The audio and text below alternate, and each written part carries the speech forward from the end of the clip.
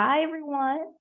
Kiara here, co-founder of Startup ROI. And welcome to our AI contest announcement.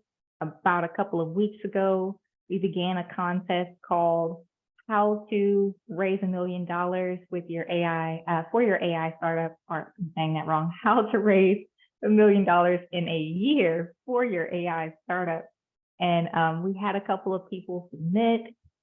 We actually provided a mini course so that people would know kind of what should go into their pitch deck, how to actually present themselves well to VCs and to financial institutions. That mini course is actually still available to up to a limited number of people within our Slack group. So if you guys would like to take advantage of that, you can. And we also provided some one-on-one kind of advice with my co-founder Paul, who's actually just coming in, who is an AI VC, and he actually just had a session with Wes, who we are going to actually allow to present to you guys today. But before we do that, Paul, would you like to introduce yourself? Yeah. So, hello everyone. Good to be here today. My name is Paul Claxton. I am an AI venture capitalist, and I'm a co-founder with Kiara Thomas here in our accelerator, Startup ROI. So, looking forward to participating in the session today. And if anyone needs to contact me, just reach out to me via our website or contact me on my CV at paulclaxton.io. Thank you. Awesome. We also have another team member here, Kelly. Kelly, you'd love to introduce yourself. Go for it.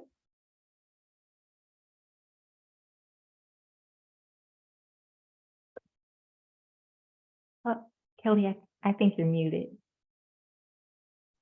There's always one, isn't there? There's always one, and it's always me. Mark and Wes will both tell you that the first conversations I had with them is like, yep, heard nothing. So I'm Kelly, VP of People in our accelerator, Startup ROI, founder of Empire Headhunters, a tech talent agency specific for startups. So I deal with everything people-wise. I've spoken to everybody on this call, and they're all lovely people. But I'm looking forward to the presentation from our winner, Wes. Yes. So actually, I am going to give Wes a ton of time to be able to present to you guys and everyone here.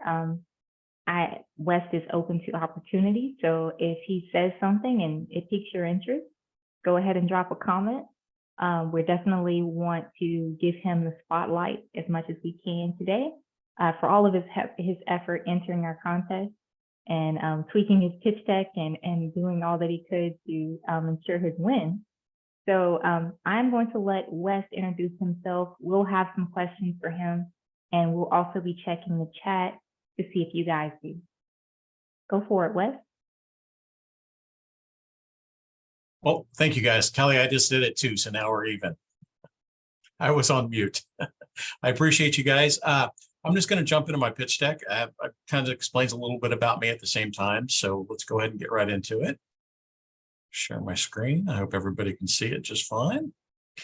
So my name is Wes Smith, and I'm the founder of Digital Asset Brokers. And what we do is we are the Kelly Blue Book of digital assets. March 15th of this year, we launched our minimum viable product, and with just one tweet, we received 57 applicants, totaling about $6,200 worth of loans. Now, 2 of these borrowers paid off their loans within the first month, and then 3 borrowers requested loan extensions, incurring extension fees and successfully completing their loans that following month.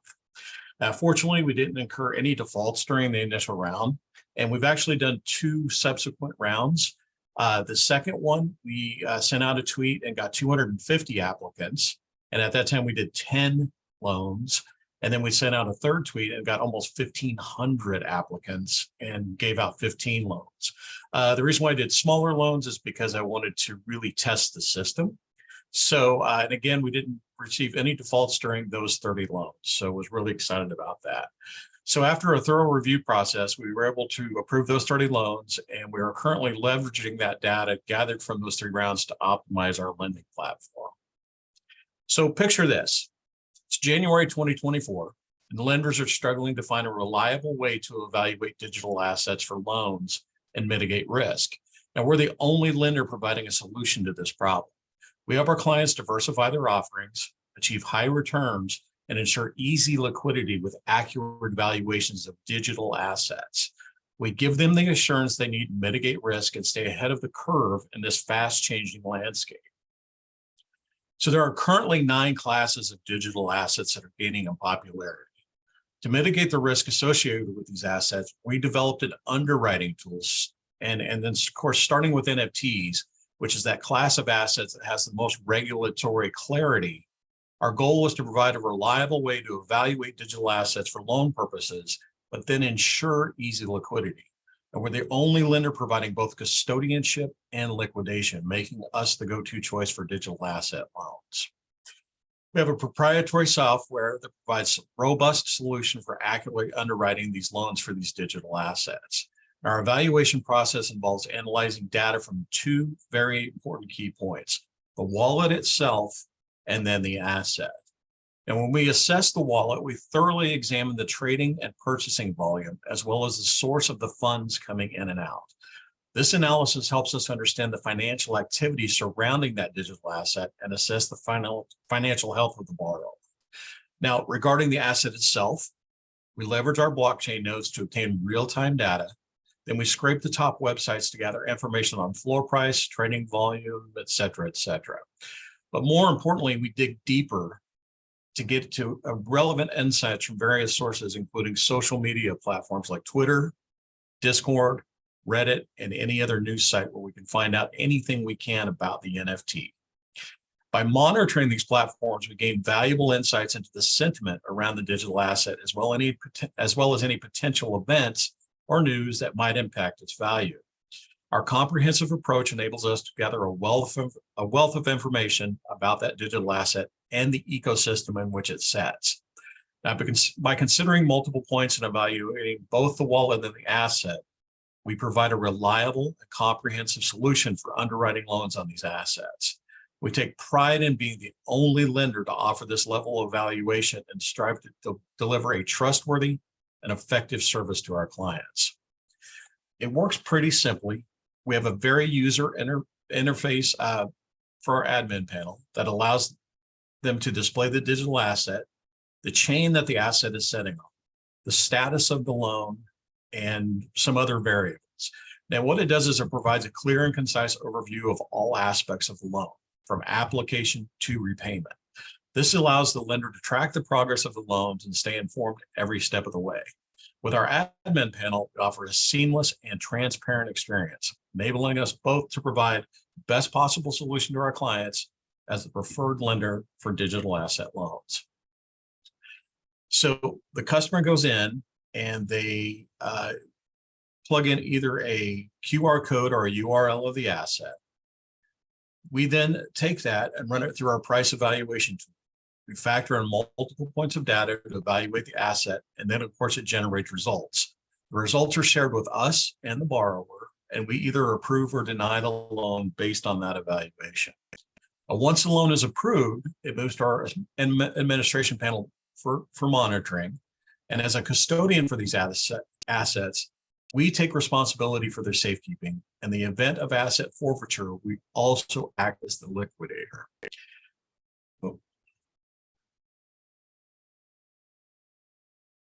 Well, there we go. Anyway, so this is basically a breakdown of how it works. Digital asset brokers or the lender have money.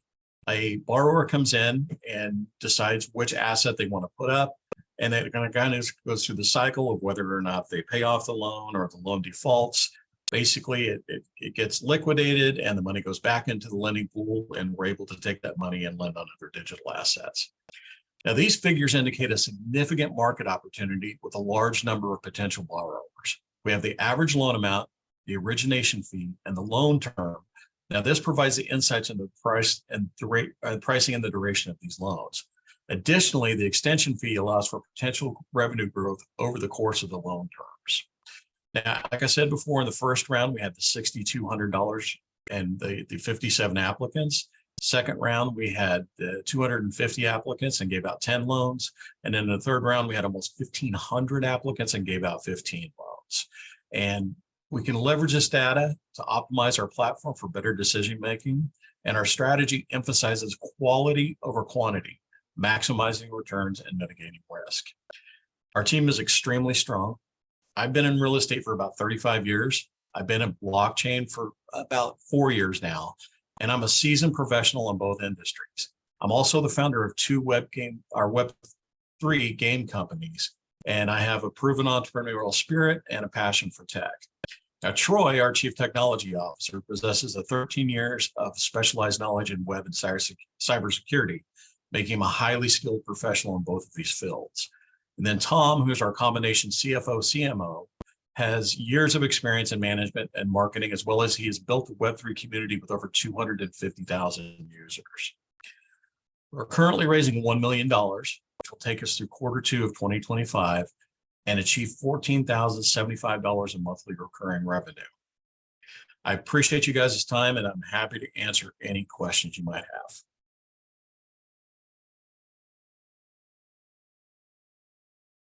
Great job, Wes. That was actually really quick. That was really yeah. fast. Yeah, it's my short pitch deck. I'm sorry. Okay, that's really great.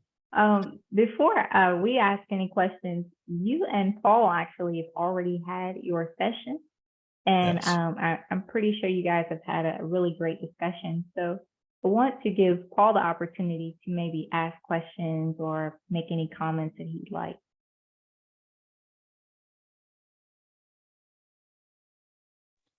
Yeah, so thank you, Kiara. So Wes, if there is one thing that you would like, the audience to know about why you're doing what you're doing, like, what is your mission? Then what would you say that is? What would you tell the audience? Well, that's a great question. So, as I said, I've got a couple of Web3 gaming companies, and in those companies, I have hired people from all over the world. And I have a friend who is my graphic artist. He's fantastic, who lives in Pakistan. And about 1.5 years ago, he was given an NFT by another friend of mine, and it created its own value. And over time, it got to be worth about $600. Well, his wife got really, really sick. And in Pakistan, they don't have health insurance. You have to go and pay the doctor directly.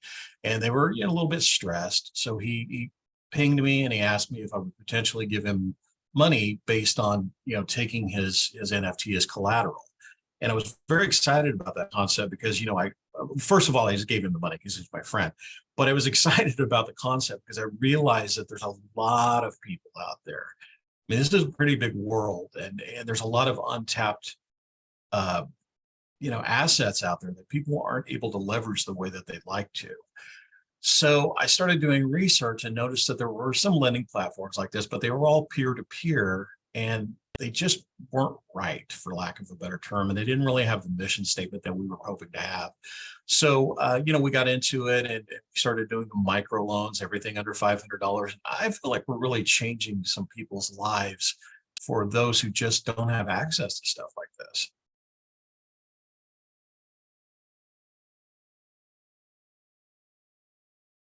Awesome. Any follow-up questions, Paul?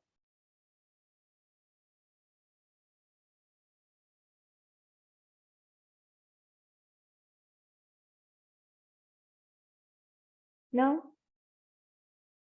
Okay. Awesome. There is a question in the chat. It's actually Mock is here. He's actually one of our accelerator participants. We're going to give him some time toward the end of our call to actually present his startup. But he has a question for you, and Mock, you can feel free to ask.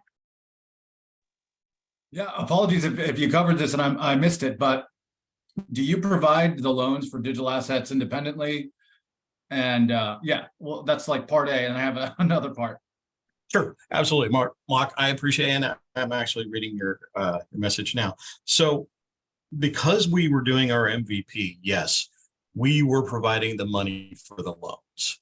And what we've come to find out through customer evaluations and talking to banks and credit unions, believe it or not, is that once we can prove out the evaluation tool for, say, a year, we can go back to the credit unions, and then the credit unions will become the lenders, and we will become basically the evaluator custodian.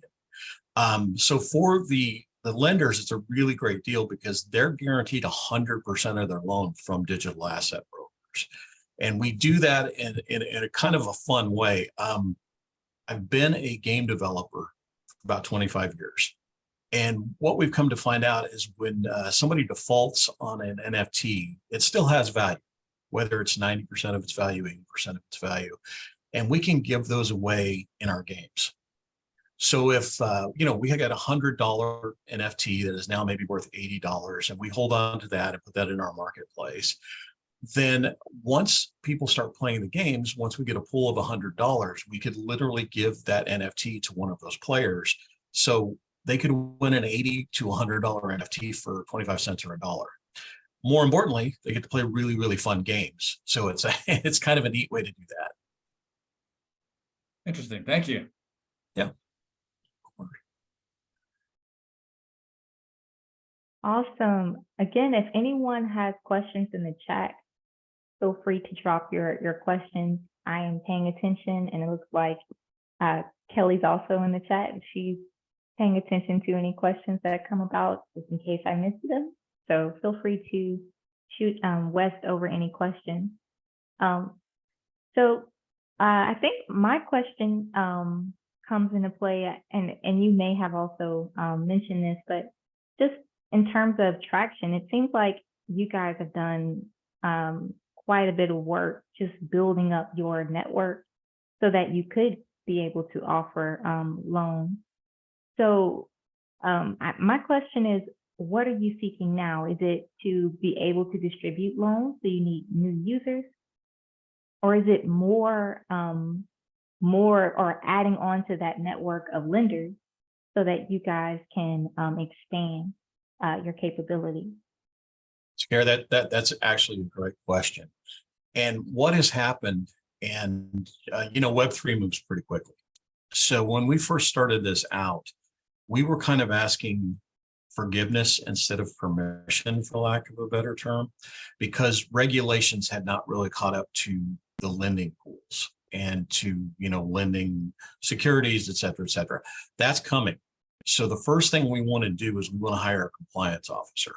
We want to be 100% sure that what we're doing is well within the law. So when I first started out, we were going to go for pawn shop. We're going to be our lowest hanging fruit. We thought they were going to be the ones who would probably be able to collateralize and make these loans for customers. And so I went out and I actually got my own lending license, my pawnbroker's license in Nebraska, because I wanted to do everything I could to be proactive. So now regulations are coming, with the default of FTX and all the bad things that were going on, probably sooner than later. But yeah, so the money, for the most part, 250,000 of it, we are going to put in a lending pool because we want to prove that out over about a year. Then the other 750,000, we want to hire a compliance officer, we want to hire a chief financial officer, and we really want to make the system far more robust than it is. The evaluator is good. It could use some tweaking. We could use some more blockchain nodes, which cost a few $1,000s. It's really about making it almost bank grade encrypted as well, because it's really, really important to us that the customers are safe and that the lenders are safe.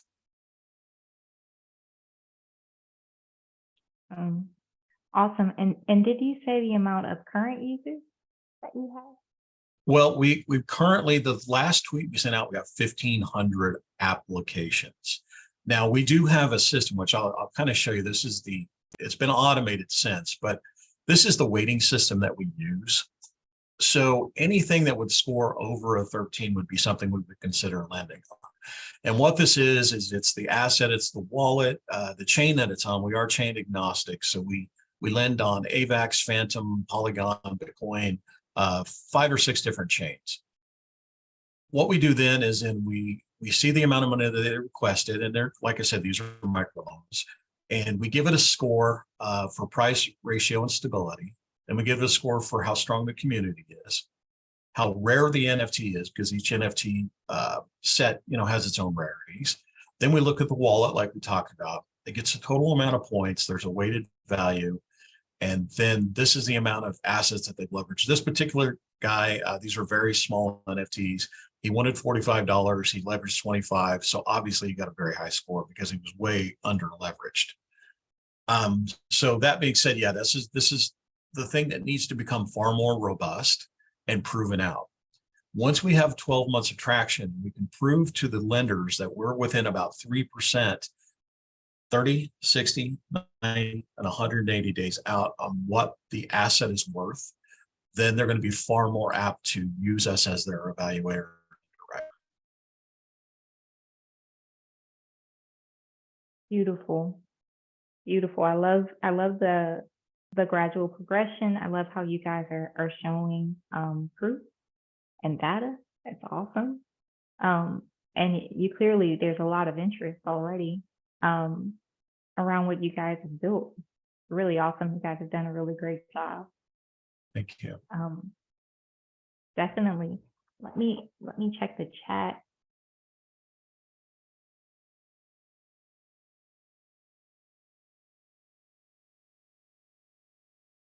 Oh, Kelly, you have a question. Go for it. And I remembered to unmute myself. Yay, go me. My question is actually about you as a founder, Wes. I think our founders will really be interested to know kind of like, because there's the yin and the yang, the ups and the downs. And as a seasoned founder, I think it was twice before this or 3 times before this. 3 times, yeah. 3 times. So thumbs up for that as well. What would be there's going to be lots of, highlights or light bulb moments, but what would be your biggest takeaway that you learned throughout each one, in the journey, the startup founder journey from 1, 2, 3, and now? What would be the biggest takeaway that you would give to them? I'm putting you on the spot and you're going, there's going to be tons. Oh, no. I appreciate the question, Kelly, because it is a really important thing to to be able to impart what you know. And of course, everything you say when you say these things almost sounds like, yeah, I've heard that a million times. It's all the same. The most important thing is customer discovery. If you can't figure out what a problem is, then you don't have a business. You've got to find that pain point. You've got to find that fulcrum, for lack of a better term. What is the tipping point to where someone is going to just say they've got to have this product? So you have to do a ton of customer research. You have to basically put out ideas, and you don't want to lead anybody in any particular way. You just want to ask a few questions, find out where those pain points are. Once you find out where those pain points are, then you need to dig even deeper and find out what that thing is going to be that people are going to want to purchase because they just have to have it right now. They're dying for this product to be on the shelf because they've got to have it. Now, that being said, that doesn't mean you have to create something brand new. You don't have to create, nothing out of air. There's nothing wrong with competition. Just like I was saying earlier with the fact that, we were looking in and there were other lenders doing this, that was great. That showed us that people wanted the product. Now, did they want it a little bit differently? Yes, that's what we came to find out. They weren't excited about like peer-to-peer. They didn't want to wait for someone to give them a loan. They'd rather have the liquidity pool. And once you find that, and once you find that fulcrum and that pain point, then you can build a product. But you never, ever, ever want to build a product until you know 100% what the problem is. And when you start, believe it or not, you probably don't even know what the problem is yourself. Because when I started this particular company, I actually was under the impression that people in my age group, and I'm 55, did not understand cryptocurrency. They did not understand NFTs. So I wanted to educate. That was the whole point. I wanted to build a company where I could educate. I think Gen X is what we're called, Gen Xers on cryptocurrency. I got into the nitty gritty, and I started doing research, and I found out that 85% of all cryptocurrency is owned by Gen Xers. We have the money, we don't trust the government, and we're looking for a way to diversify. So what I was thinking when I went in was completely wrong, completely wrong. And then the more I did, the more I talked to other people, then we found this fulcrum. So I would think the biggest takeaway that I've had at everything that I've ever done is just get out there and do it, and be ready to pivot, always be ready to pivot. But more importantly, you don't know what you don't know. And don't be too proud about what you do know, because it could be wrong. Love that answer, Wes, and I love the way you give a full description as well of the journey. Thank You know, you're right. Your customers, you're nothing without your customers and your team around you. You know, and a lot of startups, they do make that mistake. They build a product from their perception, and then they're having the bells and whistles and having to go back. So, you know, you're validating the market and product testing, if it's at all possible, to have it in that physical environment with your ideal customer. You know, are they using it the way you thought they were going to use it? They can give you real-time feedback and stuff as well. So, you know, I love that is your biggest takeaway, because it's one of the major ones. It really is. So anybody listening, listen to Wes's story. He's done it. This is his fourth time doing it. He knows what he's doing. Yeah. And everything is a learning curve. And, you know, it's okay to love your idea, but you don't have to love it so much that it can't change. And you're much happier in the long run if you continue to do something that for yourself that you think everybody else is going to want. You're just going down a road that you're going to spend a lot of money and a lot of time doing things you shouldn't be doing.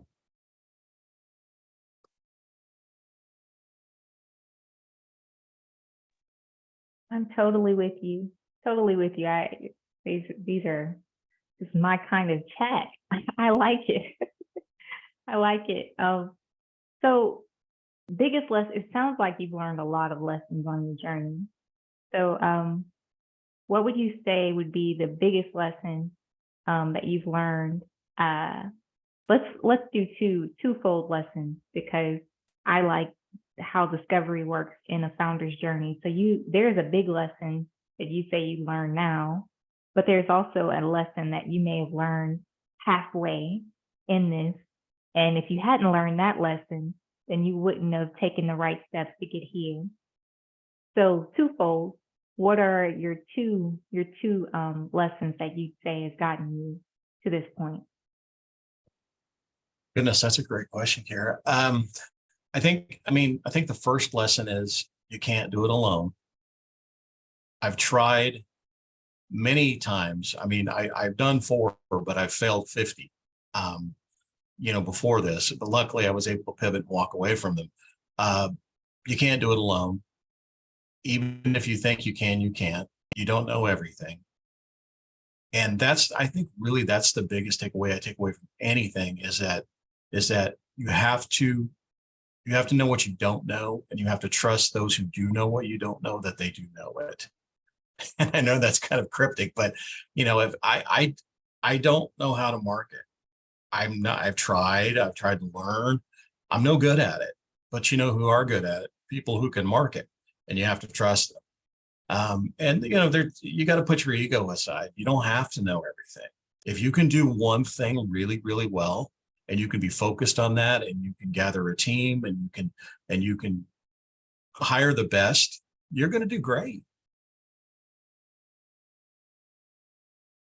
So that would be the first one.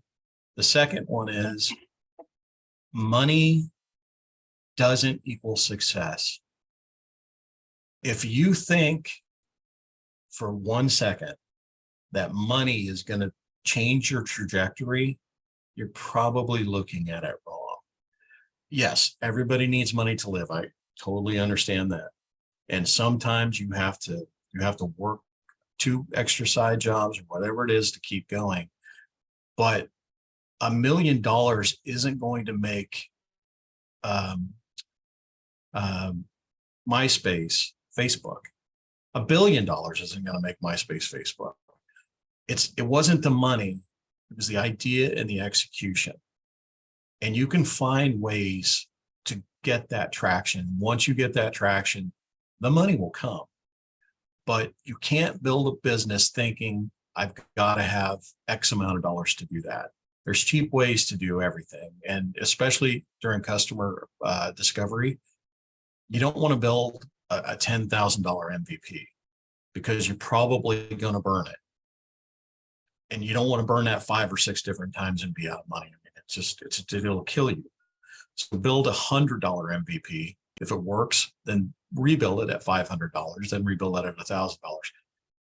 Don't spend money you don't have to spend because it's not impressing.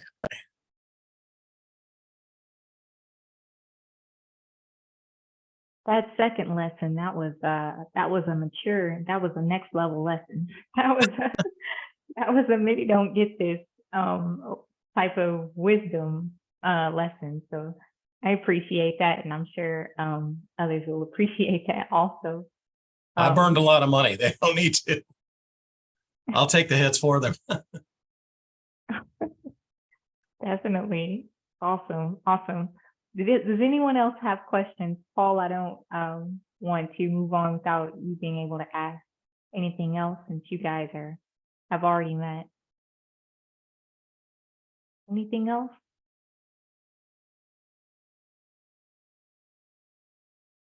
No? Okay. Well, hang tight with us, Wes. I've appreciated all of this. And just stick around. But I want to give Mock with Velos an opportunity to present. He is actually a part of our accelerator, our participant in our accelerator, and we've been working with him for a while. He's pretty tremendous to work with. He and his wife, they are a dynamic duo, is what I call them. So they're one of my favorite couples, to be honest. So I want to give him the opportunity to present Velos Labs. Go for it, Mock. Yeah, thank you. Yeah, this will just be real quick. We just got a couple one-liners, but yeah, Velos Labs makes autonomous driving systems for military and commercial use cases. Developing this idea came to us kind of irking back and looking through just experiences I had in the Marine Corps. So as a Marine serving in combat zones, I saw firsthand how autonomous driving capability could have benefited service members and even saved lives. However, most autonomous driving development that's going on right now is being done for commuters. So we set off and developed Velos Labs to develop autonomous driving capability for market segments that aren't being addressed right now. So think military, commercial, construction, frontline workers, that sort of thing. And our next milestone is to complete our functional prototype of our system and test it in an off-road scenario using a Humvee. So yeah, but that's us. That's where we're at with Velos Labs. And thank you for giving us the opportunity to talk about it. Awesome. You guys are so fast. So quick. But do you guys have any questions? We've each of our teams, we've all had different interactions with Mock. Is there anything that you guys would like to comment on, or questions you'd like to ask about what he's doing?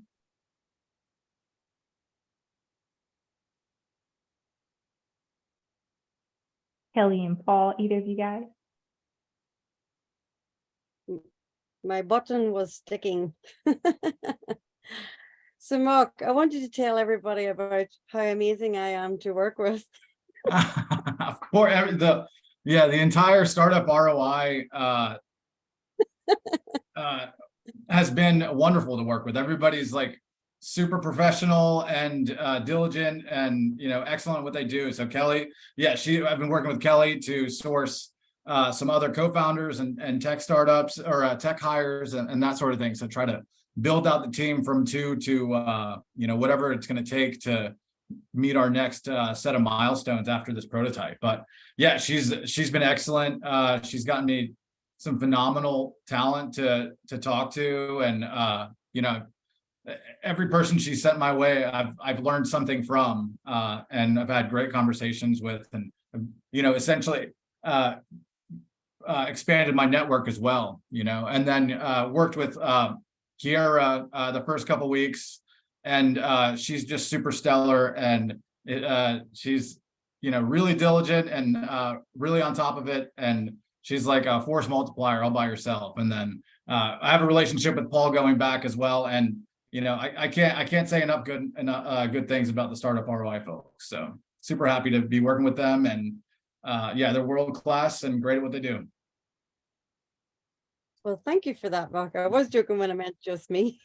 Well, but I really love, because obviously I work with the talent section of things, and you and Paul go back, I think, a few years, Kiara as well at the beginning, as you say.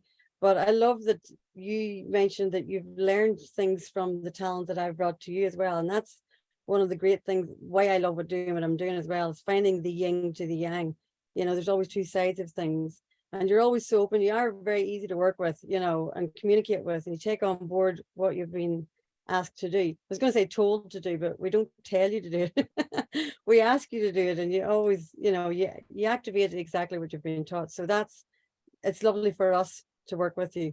Just wanted to let you know that as well. Yeah, thank you. And I think it's been easy to learn. As a founder, you have to do so many different kinds of jobs. You can't know everything in every direction at all times, and you need to really lean hard on the people that are going to help you with your goal. You have to get them invested, and and to do that, to get the right people on there, I mean, you should always talk to people smarter than you. Yeah, I think I can't remember who the quote was, but one of the first things when I started doing work online about 7-8 years ago was like, maybe not phrased the exact same way, but you are the essence of the 5 people you spend the most time around. So if you're constantly around people that are negative or positive, you're going to naturally suck into that energy. But as well as that, if you are the smartest person in the room, find a new room, because you have to continuously learn. So it's like, just remove the ego. A lot of people, their ego stops them from progressing because they think they know everything, and nobody knows everything, even me. It's kind of like, I'm great at delegating. There's some things that I'm really good at and some things I'm really crap at, so I'm kind of like, okay, mathematics or geography, do not come near me, because I don't know what I'm doing. So, but talent, bring it on.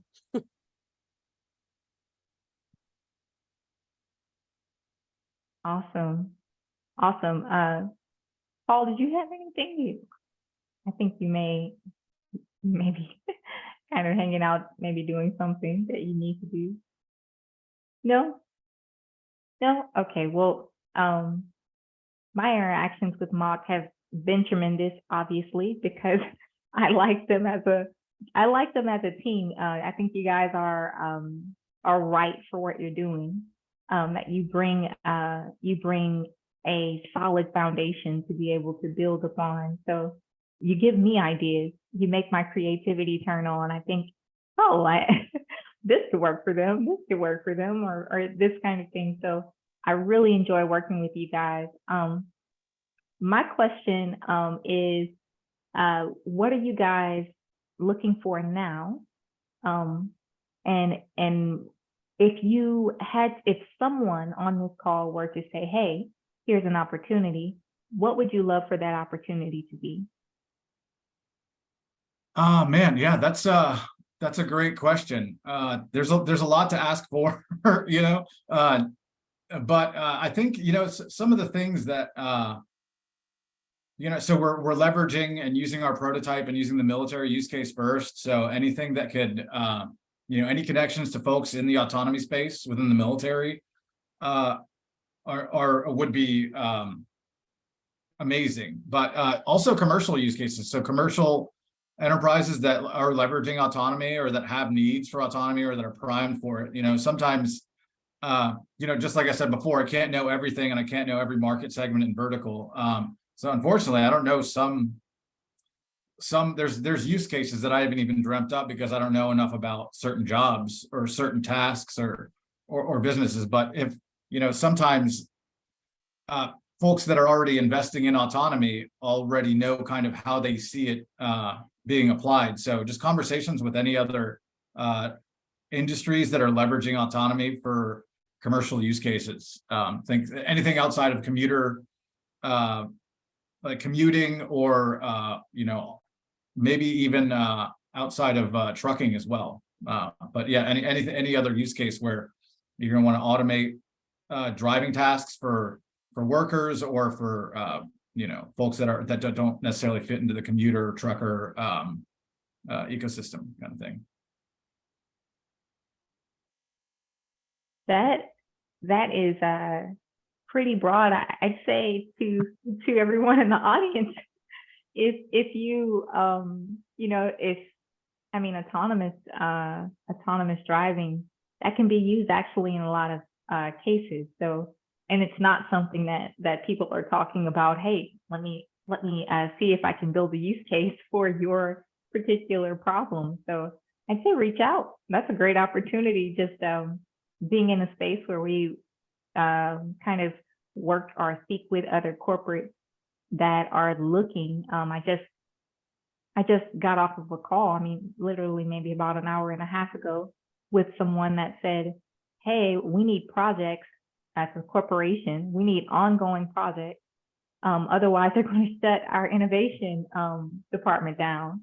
And I said, oh, well, okay. I know startups. I know startups and they have ideas. So definitely, I'd say that's a great opportunity. And Mock is open just to exploring and discovering clearly. Another question that I have is, what would you say is really the same question that I asked Wes, but what would you say are the big lessons that you've learned on your journey and those kind of pivotal moments that you've learned along the way? Yeah. So Wes already did a great job of spelling out kind of all the landmines you find out there as a founder and working on a startup. But I think just similarly surrounding yourself with people that are better at you than something that is required for your business. I think that's like super important, and identifying the team that can help you move mountains. And it goes so much deeper than just knowledge too. You've got to it's a very personal and human connection that are super important with a founding team. So just make sure the psychology is right and everybody's doing well and everybody's ready to go. And that's before even doing any actual work. There's a lot of work to be done just to gel the team together. But I'll share. But one of the other things that I'll share a story. Well, not really a story, but I've talked to some other investors and I've talked to folks about my problem, and a lot of times you'll be given like 1 minute, 2 minutes. There's always a time limit, and my knee-jerk reaction was to fill it with as much information as possible. And I had an investor tell me, he said at night, he knew I needed to hear it, but he said, you should have said this, and then you should have shut your mouth and then wait for me to say something, and it's something I've known, but I just needed to hear it in those words, So the takeaway was, if you fill up the entire time with information and data, and they have to drink from a fire hose, they might miss the most important parts of what you have to say. And I think when you go into a conversation, a lot of times you might not know what the most important parts are because you're not an investor, you're not an expert in that regard. So as simply as possible, talk about your problem, and they'll ask you clarifying questions. And that's the way you should really approach those conversations: is say as little as possible. Don't be evasive, but just give the conversation some room to happen. And I think that was a pretty big eye opener of how to kind of navigate those conversations and how to talk about your problem and your passion with other folks too. Well said. Well said. Awesome. Does anyone else have a question for Mark? Anything Wes, feel free to agree as well. That was well said, and we love story form, Mark, as well. Anything that if you can give the juice in a story form and have the light bulb moment, it's like I love that. Give the conversation room to breathe, sort of thing. So it's another thing as Jim Rohn as well. It's kind of like listen more than you speak, but be active in the conversation. So it's like, because you will miss those important things. I know I'm Irish, sometimes I miss them, so I have to go back again. But I'm very self-aware. I can go, I didn't quite catch that, but it's on me, it's not on you. But yeah, love that. Thank you. Awesome. So we covered kind of big thing that you're looking for. It looks like there's another question actually here in the chat. I almost missed it. I'm not sure who it's for, but how do you break through barriers to get into government? Oh, this seems like a question really for our team, and probably being that it's based on your use case, Mark. But it says, how do you break through barriers to get into government contracts? And how do you find and vet co-founders? Oh, this is a loaded question. Let's break it up. Let's leave the government contract question for last. Let's go into how do you find and vet co-founders as question number 1, and I'll let Kelly take that. Excuse me, I think it's Kiva. It's funny you should ask that question, Kiva, because I've literally just finished recording a video on that exact subject, on how to find your co-founders. So lately, Mock's one of them as well. We were looking for co-founders, and we found I think there's 8 of them. I can't give away my special juice on this video, but there's many free platforms, and one of those platforms is our Slack group, and the link should be in the comment section there. But there's certain things that you want to look for in a co-founder. They are your yin to your yang. And I know I say that quite often because it matters. It can't be a seesaw. So when you're looking for them, look for the gaps that you don't fill or the rest of your team don't fill.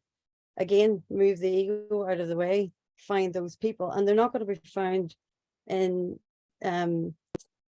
we hunt for them. They're going to be hanging out in communities that are like you. If you're a founder looking for a co-founder, they're going to be in Slack communities. If it's a tech co-founder, for example, Discord is a very good community to find them, and it's a free community. It's a little bit hard to navigate at the beginning, but again, I can help you with that. I can also help you with some questions to ask a potential co-founder. It's not just, as Mark was mentioning a minute ago, the psychology. There's different aspects to it. It's not just their skill sets, their hard skill sets, their soft skill sets. Are they pointing in the same direction as you? Because if they're not, then it's going to fail. So again, if you want to connect with me, Kiva, I'm actually on this as well. I can give you a little bit of feedback on that and send the PDF form to you for free. And then we can have a chat to go deep, go a little bit deeper, if you like.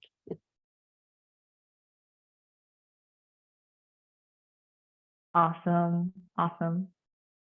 Yeah. So Kelly, I think you were meaning for her to join you in join the Slack group and reach out to you, right? I think. Yeah. Well, she yeah. So I've put the Slack group link in the comments section of this live.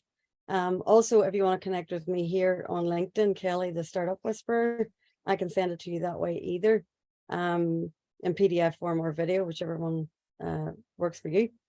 I'll give you a little bit of feedback, and then we can hop on a call if you would like me to help you assist, to find your co-founders. It's one of the things that we provide within our accelerator as well. So we can have a chinwag in Irish, by the way. That means a chat I've been saying this often at the minute because I'm talking to Irish people all the time, and I'm like, "Want to go for a ganch or a chin wag?" And then I'm talking to someone across the water, and they're like, "What? What does that mean?" But what I'm saying is, I'm open to have a chat with you, and we'll see where we can help you out. Beautiful. Okay, so the third question that you asked is, what organization systems do you have in place to meet short-term goals? So I will just kind of give you just a brief explanation of how I attack goals incrementally, first off, and your goals have to be measurable.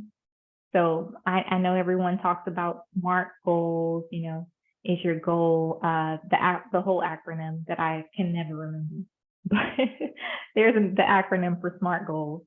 And to be honest, if you look up the term SMART goals, there's so many controversial articles around the actual term, because it's great setting them, but is it practical to meet them? And not really. So there's another acronym that people have come up with, and then there's kind of adjacent acronyms that people have come up with to try and get organizations or you know, small and large, to be able to reach goals. But what it all boils down to, whether your goal is short or long, is it measurable, and can you reach it incrementally? So what I do is, you guys you're a startup, I'm guessing. So you set three KPIs. So you have an overarching goal, which may be, I don't know, for you, it may be getting your first customers, your first users, or it may be reaching, you know, 20K. If you already have some revenue, now you want to make 20K monthly recurring revenue. So you set 3 KPIs to kind of break that down into what actions need to happen daily and monthly in order for you to reach that. So the 3 KPIs that I typically focus on are a top of funnel KPI, which is a marketing KPI, and then a secondary KPI, which is a sales KPI. Closed deals is what you know, you typically measure, and then a third KPI, which is a customer success KPI. So top of funnel, your marketing KPI could be, it's really based upon the amount of conversations or interactions that you're having. So whether that be I pick up the phone and I cold call 100 people, and that measures the amount of conversations that I have, or whether that be I create an event, a webinar, and there's this number of attendees at that event. That's your top of funnel metric. It could be different just depending upon what your startup is, but that's kind of metric number 1. And then metric number 2 is the amount of closed deals. So this has to be very specific to you. Now, if that's the amount of conversion that happened on your webinar, and then those people pay you in that moment, then that is counted as a closed deal. So that's how you count your number of closed deals.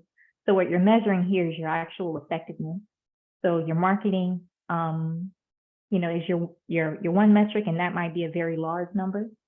But then your second number is actually how well are you actually closing those people, and if that number is off, then what do you need to change about your approach to the market?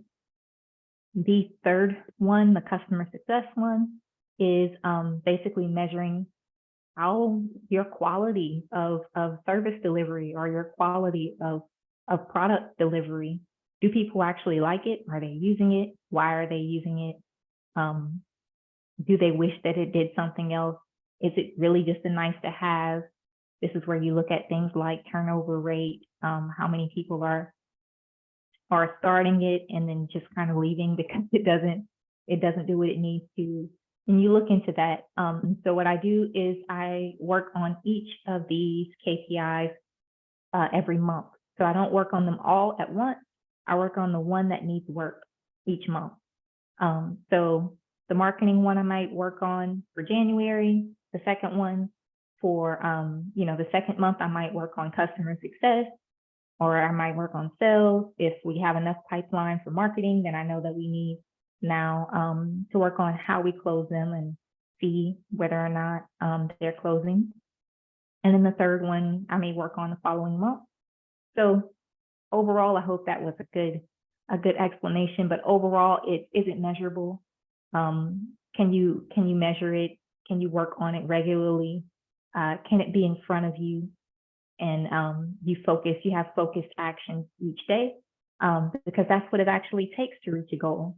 It can't just be something that you set and it makes sense for all of you large corporations. It can't just be a mission statement that's up on the wall or a vision statement that's up on the wall that everybody says awesome, and then every quarter you talk about it, but nothing really happens to work toward it. It has to be a constant, it has to be specific actions that you guys concentrate on and you work on as a team or even as an individual. So those are my thoughts on organization systems for meeting short-term goals. The next question is, how do you break into or break through barriers? Oh, sorry. Does anyone else have a comment on that question before I jump into that one? If you guys have a comment, feel free to chime in. No? Okay. Well, next question was, how do you break through barriers to get into government contracts? And before I start spouting off answers or opening up the floor for our team, I would like to see or hear Mock's take on this, because this is something you've been working toward and trying to get through. Feel free.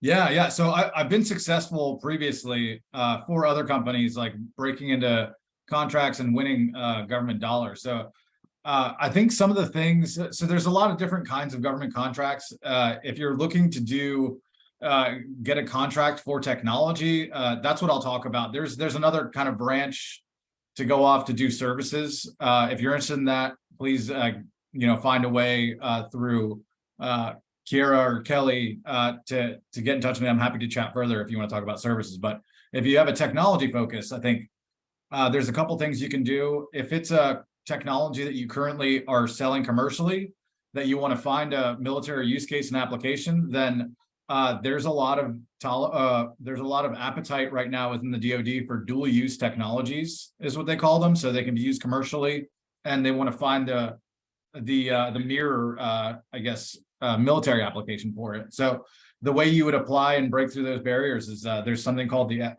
SBIR program, and they often have open calls for dual use technology. So you just kind of have to look at the cycle of requests for information by the DoD. So there's a couple times a year where you can have opportunities to do that. Beyond that, you really need to you need to really know what the military use case is and just start. And depending on the level of maturity, that'll dictate who you talk to within the government. So you have to basically go on LinkedIn and find the right people to talk to. If it's a very low tech, like low readiness level, like low TRL, that's gonna, go to a different side of the house than something that's ready for prime time today. So I think just understanding kind of where your technology is as far as maturity, and then trying to find the right people in the government to look at it and identify whether or not there's a need for it.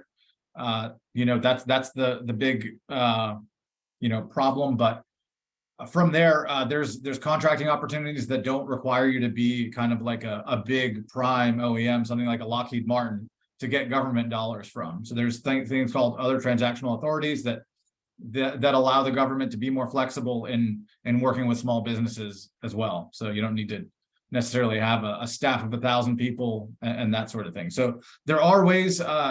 it isn't easy. None of them are easy, but you lend yourself, you prime yourself to be ready for prime time if you have a technology that people can kind of see and touch and feel and then they can start working the gears in their own minds, how this can work for me. I think those are the types of things that are really valuable with respect to trying to find and break into the government.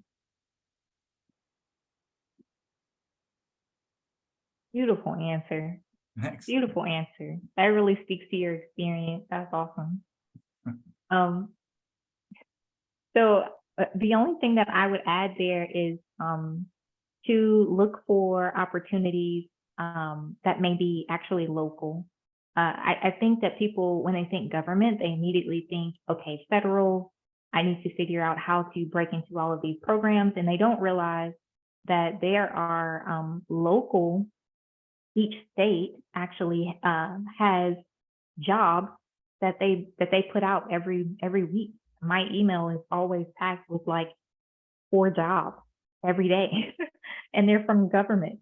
So what you need to do is sign up with your local, sign up your institution, your entity with your local government, and go through all of the steps. Get you have to get set up for payment with the local government, and you have to meet all of their regulations.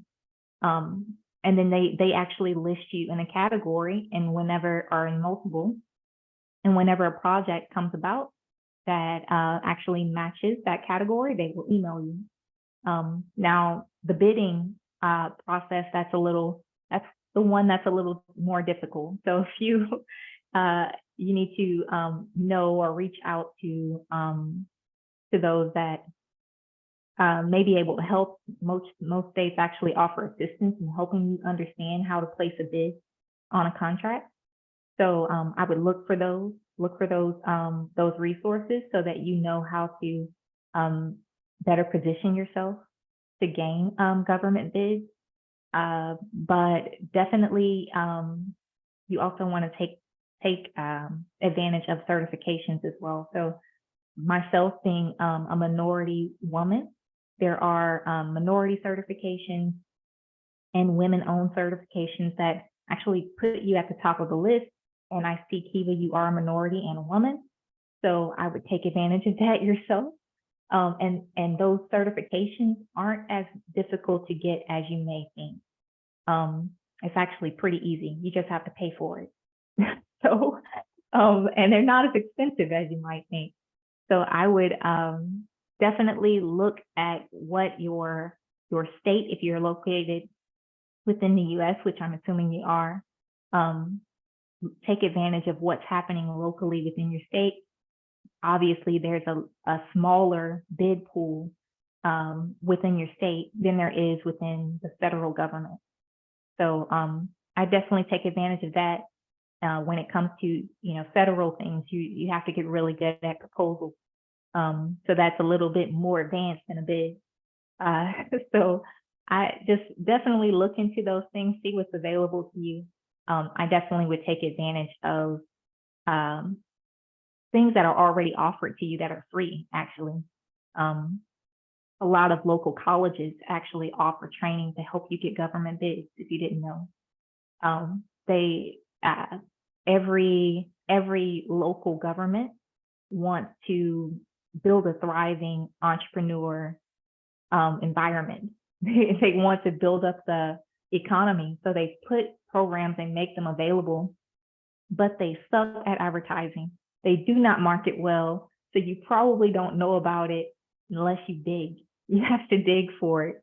So go on a search, go on a rabbit hunt, and see if you know what you find, and I'm sure you'll be surprised at what's actually available to you. Does anyone else have any? Oh, go Just for it. to add on to that, great feedback, Kira and Mark. I was going to say Paul probably will have a lot to say there as well, but I know he's having network issues, so he's actually popped off there. But so sign up to newsletters. Yes, Kara, they are crap at marketing, but if you find them and sign up to their newsletters, you'll get them frequently. So one of them is NSIN, They share a lot of great opportunities and grant opportunities and, you know, projects, et cetera, et cetera. Also scare different accelerator programs and that, you know, network. People overlook networking because sometimes they think, well, I'm not networking with this person because they're not my ideal customer or whatever. But to rephrase what Wes said, you know, you don't know what you don't know. And that one person could know another person. For example, Paul used to work in the DoD, you know, in the government space. He's now a venture capitalist. He's now, you know, him and Kara have co-founded our accelerator. There's lots of accelerator programs that might have free access to those kind of opportunities, but do sign up to those newsletters. So NSIN is one that's really, really great. And they have a lot of stuff going on right now. So do that. Awesome. Awesome. And yeah, or you could do what Mock's done, which is join our accelerator because we can help. So yeah, Mock raised his hand. Yes, we can help. We actually, Mock, weren't we able, I think we got you affiliated with multiple NSIN programs, correct? Yes, yeah. So NSIN's been great. So I've had multiple contacts with them, and we're still working through some of those details. But yeah, NSIN's been great, and yeah, the Startup ROI team made that connection for us and got us our first meeting. So that was awesome. One thing I want to add though is also look at the DefenseWorks ecosystem. So they're kind of like a third party. They're a trusted. They're a nonprofit, but they're trusted by the government because they don't really have a conflict of, you know, so they do a good job of connecting technologies and need and stakeholders in the government. So you can even submit technologies that you have and they'll circle back and contact you and set up a call. So it's not really quite, they're similar-ish to NSIN, but they're a completely different thing altogether, but similar as in a benefit for founders and startups to make connections to stakeholders in the government. Over. Mock, did you say over? There he is. That's the military. The military. Yeah. Sorry about that. Yeah. That was so funny. I was just saying back to you when I was muted. I was like, Roger that. Hilarious. Okay. Okay, well, I'm checking the chat. Any other questions? Really great questions, Kiva. Thanks for asking those. I don't see any other questions, but I do want to kind of leave the floor open again for Wes first and then for Mock, just to leave some parting words. If there's something that you are wanting to ask for, people always remember the last thing that was said. So I would go ahead and ask that now. Go for it. Well, I just want to thank you guys very much. I really appreciate what you're doing, and winning this contest was amazing. The time I got to spend on that call was amazing. I just can't get over just that one little bit. I can't imagine what it'd be like to be part of your accelerator and getting this kind of treatment every day. So I think it's really important for people to really think about that, and honestly, you know, get in touch with you guys, because I think you can take them a lot further than most people, for sure. Again, just wanted to say thanks. I appreciate, you know, I'll keep everybody up to date if, you know, anything happens with me, but thank you again. Thank you, Wes. Oh, Wes, can you tell everyone again how to contact you if they want to? Yeah, it's email is Wes, WES @dab.cash, or on Discord or Twitter at Boojabonga, BOOJAUNGA.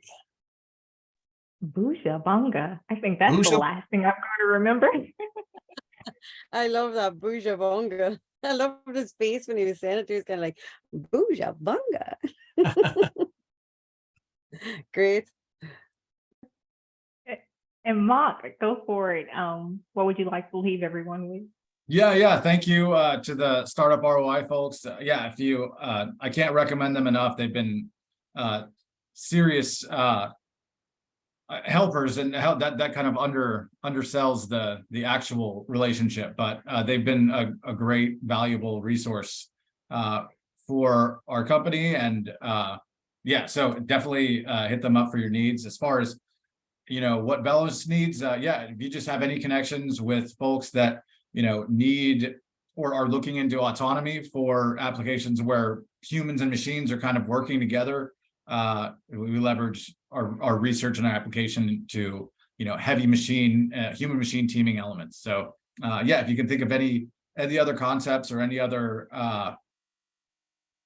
verticals that are kind of prime for autonomy, please reach out. And I can be reached at mock@veloslabs.com. So that's VELOS and labs. So well, yeah, thank you. Beautiful, beautiful, guys. So thanks so much for joining us. Definitely, if you want to get in contact with our team, really the greatest way for you to do that is in our Slack group. Just because we make ourselves available to you guys. We offer product testing if you're really early, you're beta testing, and you want feedback. You're tired of spinning your wheels trying to get people to give you an opinion on your product, and you just want some people to say, hey, it sucks or it doesn't. Just come and join our group and let us give you some good feedback. We do that. There's no charge. Just join our group. You can also just even after this contest, if you guys want us to look at your pitch deck and just it won't be as involved as what our contest has been, but if you just want some opinion about kind of what you've built and you want some feedback, you're welcome to drop your pitch deck in our pitch deck review feed. And also remember what Kelly mentioned about co-founders. I think we are putting on a co-founder meetup, right? Yeah, monthly. It's either the first or the third every month. So the group will collectively jump on a Zoom call. It's really informal, just laid back, but it will be organized. We want to be, the objective is to try and match the co-founders. So I will kind of give a quick 5-minute review and introduce you guys, but you guys will do it yourself. So it's literally just a chat. Everybody's looking for co-founders. What do you do? What do you do? Let's talk offline. So we want to try and join you together once a month on there as well. And don't forget the free PDF download of some examples of what to look for, where to look for them, and then questions to ask them. So that's all free as well in our Slack group. Awesome. So guys, I will see you in the Slack group. We all will. If you join the Slack group, feel free to shoot over a message. We are all very, very open, and we'll chat with you.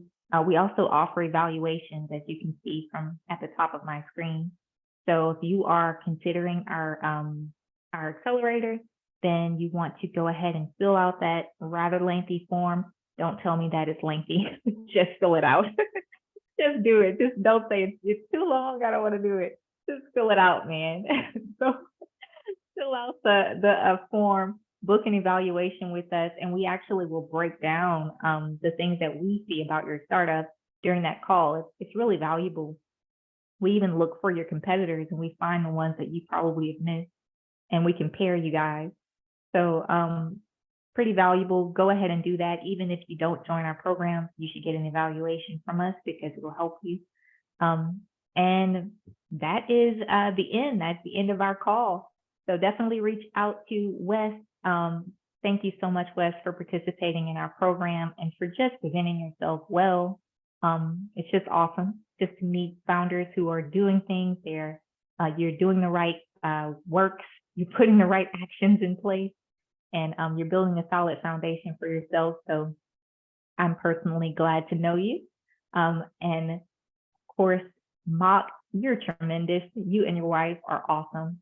And we're so honored to have you in our program, and we love working with you. That is it. I guess we're over and out. Kelly, would you like to add anything? No, just great call. Loved everything, the feedback and everything else. Hopefully there were more questions as well. We love answering questions. But great presentations from Wes and Mark as well. Really enjoyed them. So over and out. Bye, guys. We'll see you next week.